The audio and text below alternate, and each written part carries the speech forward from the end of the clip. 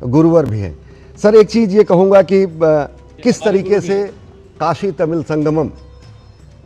आज सांस्कृतिक एकता, आध्यात्मिक एकता, दार्शनिक एकता, भाषाई एकता का पर्याय बन चुका है और उन मंसूबों पर भी कहीं ना कहीं पानी फेर रहा है जो कहीं उत्तर और दक्षिण में बांटने की कोशिश सनातन को करते थे, राष्ट्र को करते थे, भाषा को करते थे। प्रोफेसर जीसी त्रिपाठी जी,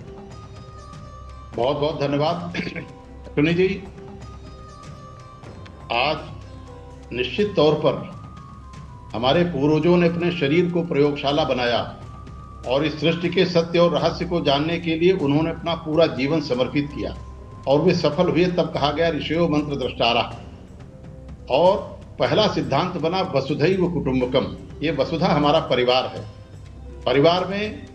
अलग अलग लोग, अलग अलग क्षमता के लोग जब सब मिलकर एक साथ काम करते हैं तो परिवार समृद्धि और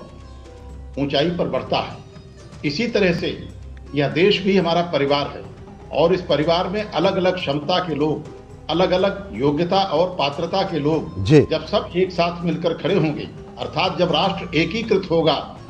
तब एक श्रेष्ठ भारत बनेगा। और इसलिए हमारे माननीय प्रधानमंत्री जी ने जो यह शुरुआत की है, निश्चित तौर पर यह इतिहास में एक अविस्मरणीय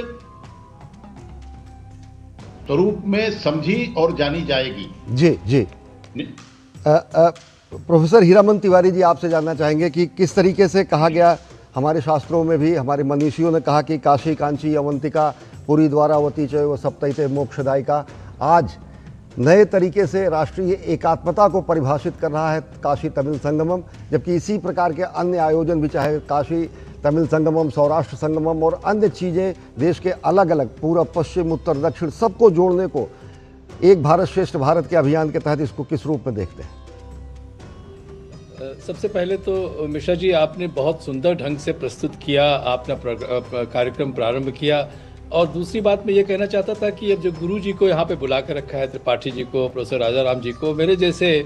व्यक्ति को आपने इनके साथ में बिठा दिया। मैं थोड़ा छोटापन महसूस कर रहा हूँ, लेकिन चूंकि ये आपका निर्देश है, मैं ये कहना चाहता हूँ कि आपने महाकवि सुब्रमण्यम भारती की कालिजयी कविता से प्रारंभ किया अपना कार्यक्रम, और उस कविता में जो आपने उसका अनुवाद भी बताया, यदि आप उसको देखें और इसके अतिरिक्त जैसे अभी गुरु त्रिपाठी जी ने बताया कि कितने काल से उत्तर और दक्षिण भारत में कोई अंतर नहीं कहा जा सकता, एक सिर्फ दूरी का अंतर है, चाहे वो शंकराचार्य जी हों, चाहे वो रामानुजाचार्य जी हों, या उससे शंकराचार्य जी से पहले एक बहुत बड़े कवि, वहाँ प्रोफेसर राजाराम जी बैठे हुए हैं, बताएंगे, ये भारत भी हुए हैं, वो तमिलनाडु के हुआ करते थे, और उन्होंने काशी का और उत्तर भारत का जितना सुंदर वर्णन किया है, इससे बिल्कुल स्पष्ट लगता है कि इन लोगों ने अपनी यात्रा की होगी और यात्रा करके काशी तक गए होंगे। आपने स्वयं बताया कि कांचीपुरम है, कांची है, एक शिव काशी भी है। मुझे पता है कि कई ऐसे गांव हैं तमिलनाडु में जिनका नाम काशी है, भले उनको हम न जानते हों। और तो काशी और साउथ का, या काशी को साउथ से जोड़ना, ये नई परंपरा प्रधानमंत्री ने ये इतनी सुंदर शुरू की है, चूंकि ये हमारी विरासत है, ऐसा ही हुआ है। आप मंडन मिश्र का मैंने उल्लेख किया,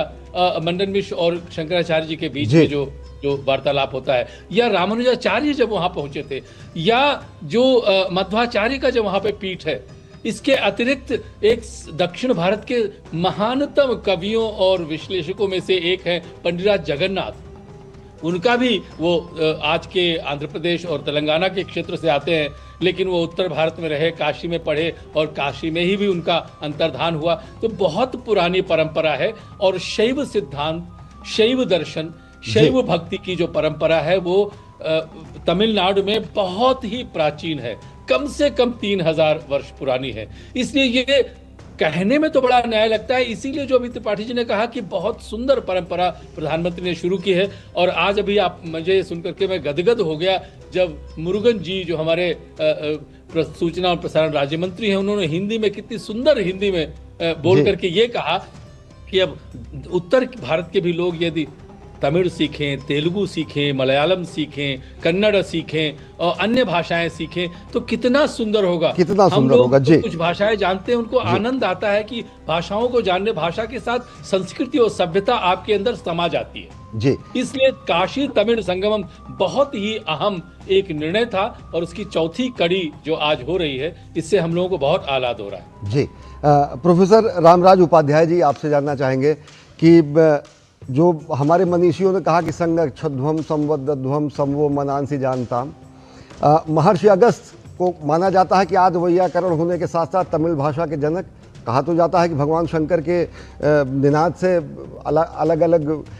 स्वरों का उद्भव हुआ और सबसे विश्व की प्राचीनतम भाषा है तमिल। तो किस तरीके से ये उत्तर दक्षिण का सम्मिलन और गंगा गोदावरी का मिलन, गंगा कावेरी का मिलन, और कैसे जो एक नैरेटिव चलाया गया बड़े लंबे समय तक